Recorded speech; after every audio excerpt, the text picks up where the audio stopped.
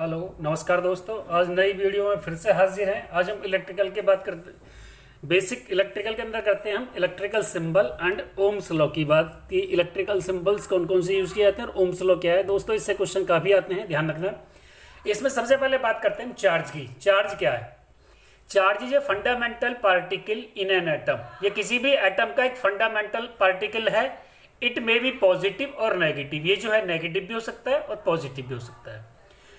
ये तो डेफिनेशन की बात करते हैं। Like charges repel each other, जो एक जैसे चार्ज होते हैं यानी कि पॉजिटिव पॉजिटिव हैं या नेगेटिव नेगेटिव हैं, तो वे दूसरे को प्रतिकर्षित करते हैं। और unlike charges attract each other, और जो अनलाइक चार्ज होते हैं यानी कि एक तरफ नेगेटिव है एक तरफ पॉजिटिव है, तो वो दोनों आपस में एक दूसरे को अट्रैक्ट करते हैं। तो दोस्तों इससे तीन क्वेश्चन बनते हैं। What do mean by charge, या लाइक चार्ज रिपेल करते हैं या अनरिपेल करते हैं, और अनलाइक चार्ज जो है अट्रैक्ट करते हैं या रिपेल करते हैं। बात करते हैं कूलम्स की। सी से इसको डिनोट करते हैं एसआई यूनिट ऑफ चार्ज। ये चार्ज की एसआई यूनिट है। 1 coulomb charge is equal to होता है charge present on approximately 6 × 10⁻18 electrons.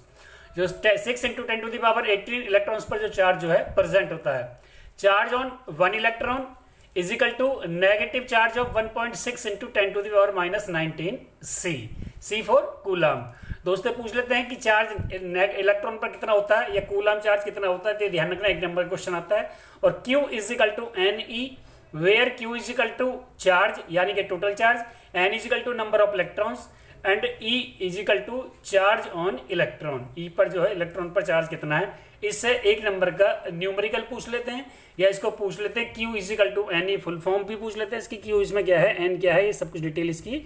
एक 2 नंबर के क्वेश्चन दोस्तों इससे बनते हैं। 3 बन गए ऊपर चार्ज से, 2 बन गए इसमें कूलम से। बात करते हैं करंट की। इससे न्यूमेरिकल भी आता है। इससे एक नंबर का एक क्वेश्चन भी पूछा जाता है कि डेफिनेशन क्या है और इसकी यूनिट क्या है। The rate of flow of charge is called current. जो चार्ज का फ्लो होता है, रेट होता है, यानी कि जो चार्ज की बहने की दर होती है, उसी को हम क्या बोलते हैं, करंट बोलते हैं। Current is equal to charge upon time. ये करंट जो होता है वो चार्ज अपॉन टाइम का होता है, ये ध्यान रखना। एक क्वेश्चन पूछ लेते हैं एक नंबर का, यानी कि I हो गया करंट, Q हो गया चार्ज और T हो गया टाइम, यानी कि I is equal to Q upon T। SI unit of current, इसकी अगर SI यूनिट की बात करें तो ये एम्पियर होती है। और 1 ampere is equal to 1 centimetre per second, 1 coulomb per second. और 1 milliampere is equal to 10⁻³ ampere. और 1 mu ampere is equal to milliampere 10⁻⁻6 ampere. Current is measured by ampere. Question पूछ लेते हैं एक number का कि current को किससे नापते हैं, तो इसको एमीटर से नापते हैं। इट्स सिंबल इज प्लस, बीच में ए और दूसरी तरफ माइनस। ये सिंबल जरूर ध्यान रखना दोस्तों, इससे 1-2 क्वेश्चन सिंबल से आते हैं, बाकी 1-2 यूनिट से आते हैं और 1-2 न्यूमेरिकल पूछते हैं। Ammeter has low resistance and always connected in series. क्योंकि एमीटर का जो रेजिस्टेंस होता है वो बहुत लो होता है, इसलिए इसको हम सीरीज में कनेक्ट करते हैं। Direction of current is taken opposite to flow of electron. जो फ्लो ऑफ इलेक्ट्रॉन होता है उसके अपोजिट जो है डायरेक्शन की, करंट की डायरेक्शन को लेते हैं। As electrons were not known at the time when the phenomena of electricity was discovered. जब इलेक्ट्रिसिटी यानी कि विद्युत का घटना घटित हुई थी, तो उस समय पर जो है electrons were not known as to the, मतलब इनको हम जो है जानते नहीं थे उस समय तक। First and current was considered to be flow of positive charge. और जो फ्लो ऑफ पॉजिटिव चार्ज है उसके करंट के बारे में बात आती है दोस्तों। पोटेंशियल डिफरेंस क्वेश्चन पूछ लेता है एक नंबर का, इससे मतलब एक क्वेश्चन इससे बनता है। Work done to move a unit charge from 1 point to another. एक पॉइंट से दूसरे पॉइंट तक यूनिट चार्ज जो मूव करता है उसी को हम पोटेंशियल डिफरेंस यानी कि V बोलते हैं। तो V इज इक्वल टू होता है W/Q। ऐसा unit of potential difference volt होती है, तो 1 volt is equal to 1 joule per coulomb होता है। एक क्वेश्चन इससे बन जाता है दोस्तों, 1 वोल्ट क्या होता है। When 1 joule work is done, जब 1 जूल कार्य किया जाता है in carrying 1 coulomb charge, 1 coulomb charge को ले जाने के लिए, then potential difference is called a 1 volt. तो उस समय जो पोटेंशियल डिफरेंस बनता है उसको हम क्या बोलते हैं, 1 वोल्ट।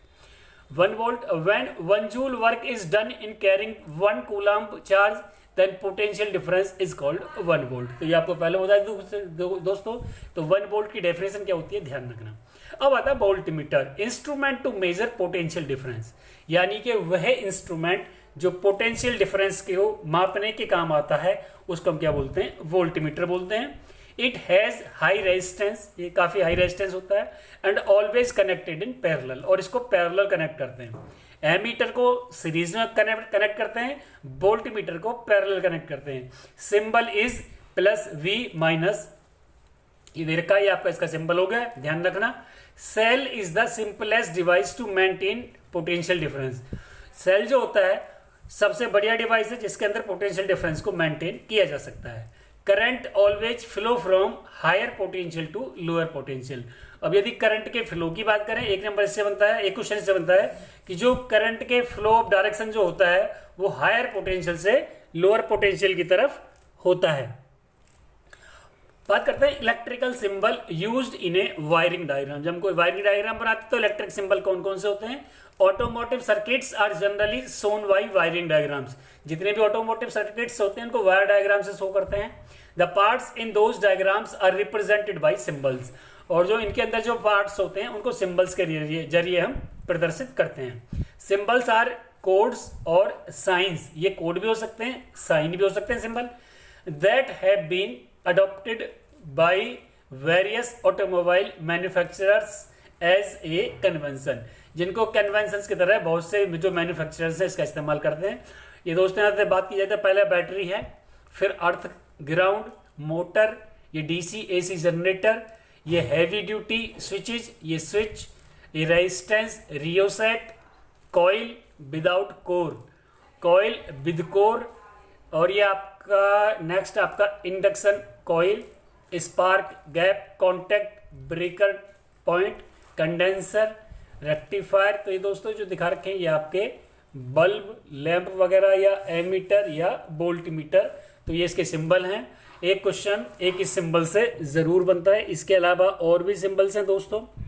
बात की जाए तो symbol of some commonly used components in circuit, जो सर्किट में कंपोनेंट यूज किए जाते हैं कौन कौन से? इलेक्ट्रिक सेल का सिंबल इधर रखा है, दूसरा बैटरी का है, key open, key closed, wire joint, wire cross without joint, electric bulb, resistance, rheostat, ammeter और वोल्टमीटर। ये आपके सिंबल यहाँ पर जो है अलग अलग करके 1 बाय 1 दिखा रखे हैं। इनसे क्वेश्चन दोस्तों एक क्वेश्चन 100% जरूर आता है, तो इस चीज का ध्यान रखना। अब बात करते हैं ओम्स लॉ की। ओम्स लॉ क्या होता है, इससे क्वेश्चन जरूर आता है, वेरी वेरी इंपॉर्टेंट पोर्शन है। Potential difference across the 2 points, 2 points के अक्रॉस का जो पोटेंशियल डिफरेंस होता है ऑफ ए मेटेलिक कंडक्टर, किसी मेटेलिक कंडक्टर का, is directly proportional to current passing through the circuit.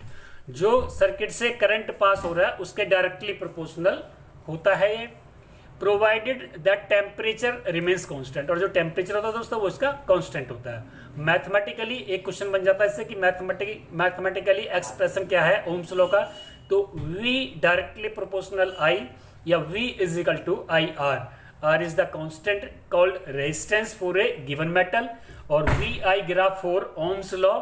ये आपको ग्राफ दिखा रखा है दोस्तों, तो एक क्वेश्चन ग्राफ से बन जाता है, बाकी एक इसका फॉर्मूले से पूछ लेते हैं, ये ओम्स लॉ क्या है ये पूछ लेते हैं, तो 2-3 क्वेश्चन इससे बन जाते हैं दोस्तों, ध्यान रखना।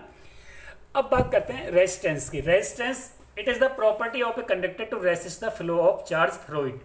ये कंडक्टर की एक प्रॉपर्टी होती है जो कि चार्ज के फ्लो को रोकता है।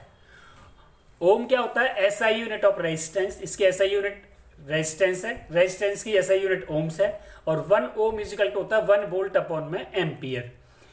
When potential difference is 1 volt and current through the circuit is 1 ampere, यदि पोटेंशियल डिफरेंस 1 वोल्ट हो और जो सर्किट से जो करंट फ्लो हो रहा है वो 1 एम्पियर हो, देन रेजिस्टेंस इज 1 ओम, तो उसका जो रेजिस्टेंस हो जाएगा 1 ओम हो जाएगा। Rheostat variable resistance is a component used to regulate current without changing the source of voltage. बिना सोर्स ऑफ वोल्टेज को चेंज किए करंट को रेगुलेट करने का काम रियोस्टेट का होता है। अब नेक्स्ट है factors on which the resistance of a conductor depends. जो रेजिस्टेंस जो होता है कंडक्टर का वो किस चीज पर डिपेंड करता है? Resistance of a uniform metallic conductor is directly proportional to the length of conductor, conductor की लेंथ के डायरेक्टली प्रोपोर्शनल होना चाहिए। Inversely proportional to the area of cross sectional, cross sectional area के इनडायरेक्टली प्रोपोर्शनल हो। Directly proportional to the temperature, temperature के directly proportional हो। And dependent on nature of material, और जो मेटल का जो मटेरियल है उस पर डिपेंड करता होना चाहिए। नेक्स्ट आता है रेसिस्टिविटी, रो से इसको शो करते हैं। It is defined as the resistance offered by a cube of material, किसी क्यूब ऑफ मटेरियल से जो आपका रेजिस्टेंस ऑफर्ड होता है साइड 1 मीटर की साइड का, when current flows perpendicular to opposite faces, और जो करंट का जो फ्लो है वो अपोजिट फेसेस के साथ है।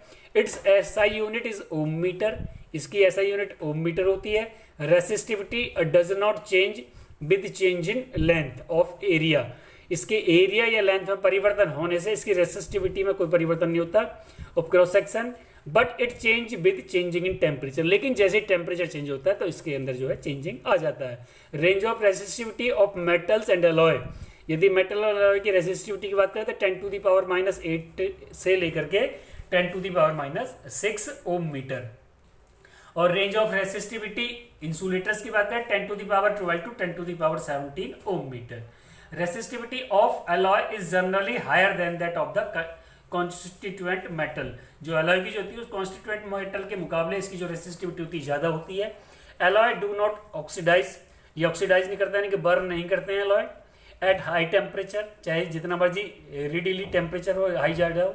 सो they are common used in electrical heating devices, इसलिए हीटिंग डिवाइसेस में जितने भी इलेक्ट्रिकल हीटिंग डिवाइसेस होते हैं उनके अंदर इसका इस्तेमाल करते हैं। Copper and aluminium are used for electrical transmission lines as they have low resistivity, क्योंकि कॉपर और एल्यूमिनियम की जो रेसिस्टिविटी होती है वो बहुत कम होती है, इसलिए इनका इलेक्ट्रिकल ट्रांसमिशन में बहुत ज्यादा इस्तेमाल किया जाता है। जो हाई टेंशन की पावर के जो टेंशन तार होते हैं वो एल्यूमिनियम के, और जो घरों में जो यूज किए जाते हैं वो एल्यूमिनियम प्लस कॉपर दोनों के ही होते हैं। अब दोस्तों बहुत इंपॉर्टेंट क्वेश्चन, एक क्वेश्चन आता है रेसिस्टेंस इन सीरीज, जो रेसिस्टेंस होते हैं रेजिस्टर्स या रेजिस्टेंस सीरीज के लिए। तो पहला फिगर ध्यान रखना, ये क्वेश्चन जरूर आता है। व्हेन ये दोस्तों काफी क्वेश्चन सीरीज और आपका पैरेलल दोनों ओम्स लॉ से रिलेटेड है, तो ओम्स लॉ के साथ सीरीज और पैरेलल भी आ जाता है। ये 10th क्लास के अंदर भी है और आपका यहाँ पर ITI में भी है, डिप्लोमा में भी है। जैसे जैसे आप पढ़ते रहोगे वहां पर आपका साथ देता रहेगा और बड़े बड़े डिटेल में आता रहेगा। व्हेन 2 और more resistors are connected end to end, जब 2 या 2 से अधिक रेजिस्टर को एंड टू एंड जोड़ते हैं, the arrangement is called series combination. तो इस तरह के अरेंजमेंट को हम क्या बोलते हैं? सीरीज कॉम्बिनेशन बोलते हैं। Total resultant overall effective resistance in series क्या हो जाएगा? RS is equal to R1 plus R2 plus R3। ऊपर फिगर दिखा रखा है, ऊपर R1 plus R2 plus R3 है, ये दोनों तरफ करंट का फ्लो है, नीचे की है आपकी, ये सब देख लो दोस्तों, ये फिगर ध्यान रखना। Resistor in series. अब current through each resistor is same. अब जो भी करंट का जो थ्रो होगा, करंट जो होगा वो हर रेजिस्टेंस के अंदर बराबर होगा। Equivalent resistance is larger than the largest individual resistance. जो इक्विवेलेंट रेजिस्टेंस होगा वो इंडिविजुअल से ज्यादा होगा। टोटल वोल्टेज की बात करें तो sum of the voltage drops V is equal to V1 plus V2 is equal to V3।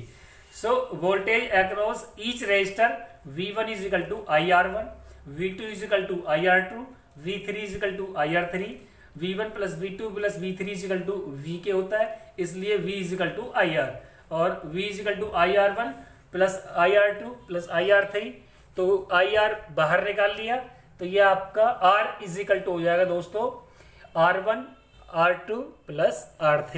इससे क्वेश्चन जरूर आता है, न्यूमेरिकल वगैरह जरूर पूछा जाता है, तो ध्यान रखना। दूसरा होता है रजिस्टर इन पैरेलल, वो सीरीज में था, ये पैरेलल में था। R1 इसके नीचे R2 इसके नीचे R3, ये वोल्टेज लगा हुआ है, एम्पियर करंट वगैरह सभी बह रहे हैं, ये देख लो। Voltage across each resistor is same and equal to the applied voltage. जो आपका रजिस्टर है उसमें जो है आपका वोल्टेज जो होगा अक्रॉस ईच रजिस्टर वो क्या होगा? इक्वल होगा अप्लाइड वोल्टेज के according and equal to the applied voltage, और अप्लाइड वोल्टेज के बराबर होगा। Total current is equal to the sum of current through the individual resistance. जो इंडिविजुअल में करंट फ्लो हो रहा है तो करंट का हो जाएगा I is equal to I1 plus I2 plus I3। I is equal to होता है हमारा V अपॉन R के, तो V upon R is equal to V upon R1 plus V upon R2 plus V upon R3। दोनों तरफ ऊपर से common ले लिया V, तो V से V कट जाएगा, तो reciprocal of equivalent resistance in equal to sum of reciprocal of individual resistance 1 upon Rp is equal to 1 upon R1 1 upon R2 plus 1 upon R3। Equivalent resistance is less than the value of smallest individual resistance in the combination. Combination में जो इसकी value जो होती है वो equivalent resistance की वो कम होती है, और सीरीज में क्या होती है इक्विवेलेंट से ज़्यादा होती है। ये ध्यान रखना दोस्तों, एक क्वेश्चन इससे न्यूमेरिकल जरूर आता है। अब आती हैं advantages of parallel combination over series combination. In series circuit, अगर सीरीज सर्किट की बात करें, व्हेन वन कंपोनेंट फेल्स, यदि एक कंपोनेंट काम करना बंद कर दे, the circuit is broken and none of the component works. जैसे कि आपने दिवाली वगैरह पर ये लड़ियां लगी हुई देखेंगी, छोटी छोटी लड़ियां लगा लेते हैं घर पर रात को जलाने के लिए, तो वो दो तरह कैसे होती हैं, सीरीज में ज़्यादा होती हैं। और आपने उस कंडीशन में देखा होगा कि यदि एक लड़ी, यानी कि उस लड़ी के अंदर एक आपकी जो है लाइट है वो जल्दी बंद कर दे, तो बाकी की जितनी भी लाइटें हैं वो सारी की सारी बंद हो जाएंगी। तो इन सीरीज सर्किट ध्यान रखना, one component fails to circuit is broken and none of the component works. यदि एक सर्किट ने काम करना बंद कर दिया तो बाकी सर्किट जो है उसके अंदर काम नहीं होगा। Different appliances have different requirement of current. अब जैसे जैसे हमारे अप्लायंसेस होते हैं, घरेलू उपकरण जो होते हैं, उनको अलग अलग करंट की जरूरत पड़ती है। मान लिया अगर हमें आयरनिंग करनी है, प्रेस करनी है, तो उसके लिए बिजली कम चाहिए, ज़्यादा चाहिए। और यदि हमको जो है वेल्डिंग करनी है तो उससे भी ज़्यादा बिजली चाहिए। टीवी चलाने के लिए कम चाहिए, ट्यूबलाइट के लिए कम चाहिए। तो इस तरीके से जो है ध्यान रखना। This can not be satisfied in series as current remain same, क्योंकि करंट इसके अंदर सेम रहता है, इसलिए सीरीज में काम नहीं करता है।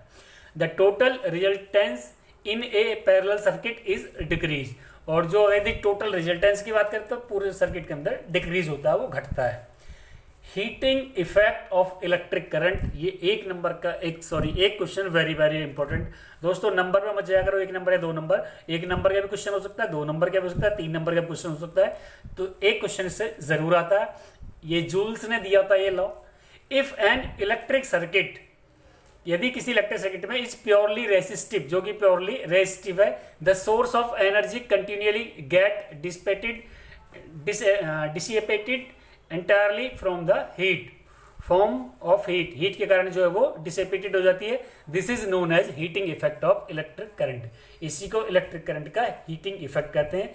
E is equal to P into T, या टी वी आई, यानी कि E is equal to H K होता है। तो heat produce capital H is equal to V I T, और हीट प्रोड्यूस कैपिटल H में आई स्क्वायर आर टी।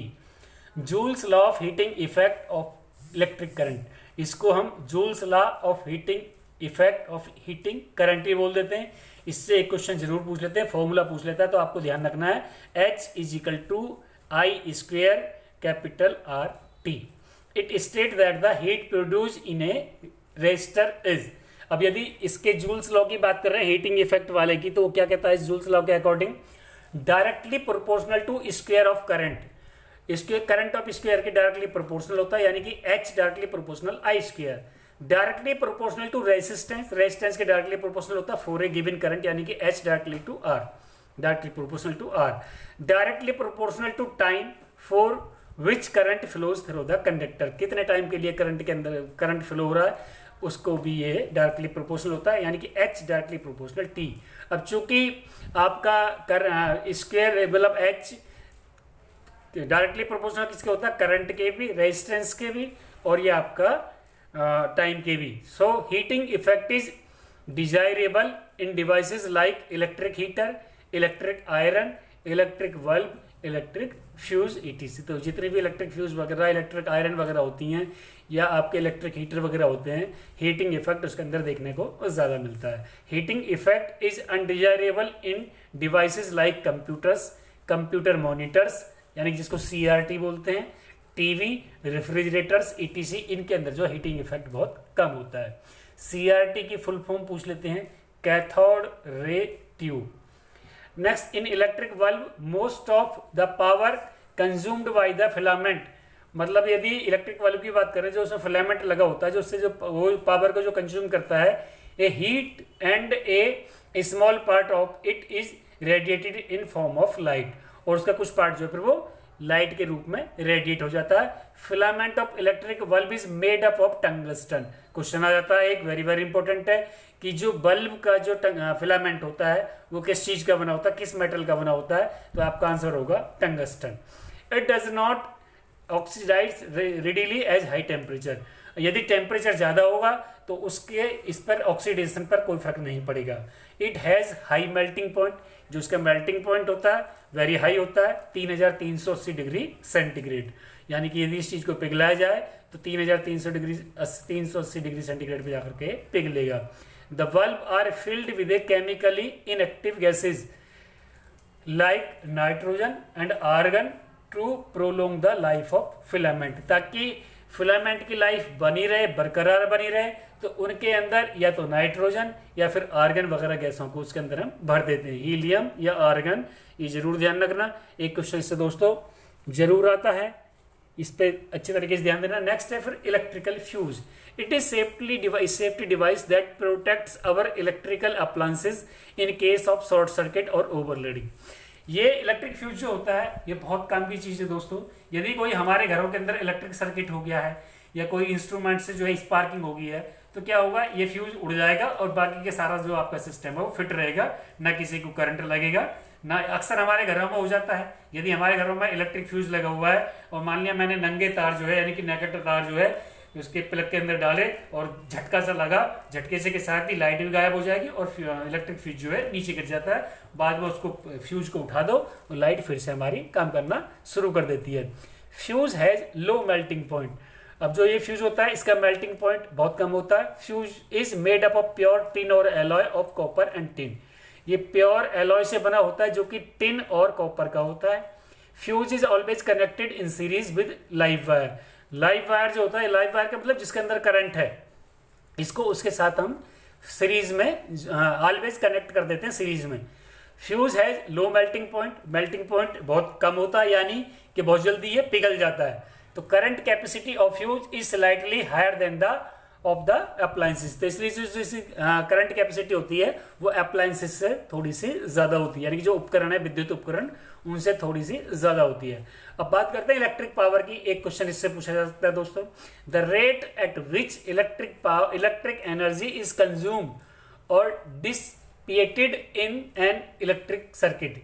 किसी electric circuit के अंदर जो पावर कंज्यूम हो रही है, बिजली कंज्यूम हो रही है, किस रेट से हो रही है, किस दर से हो रही है, उसी को हम इलेक्ट्रिक पावर बोलते हैं।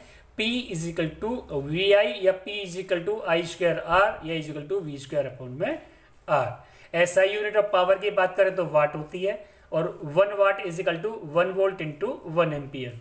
क्वेश्चन पूछ लेते हैं कि पावर की यूनिट क्या होती है, वाट। ये आपका जो है commercial unit of electric energy की बात करें तो किलो वाट आवर यानी कि KWH, और 1 किलो वाट आवर होता है 3.6 इंटू 10⁶ जूल, या 1 kilo watt hour equal to 1 unit of electric energy.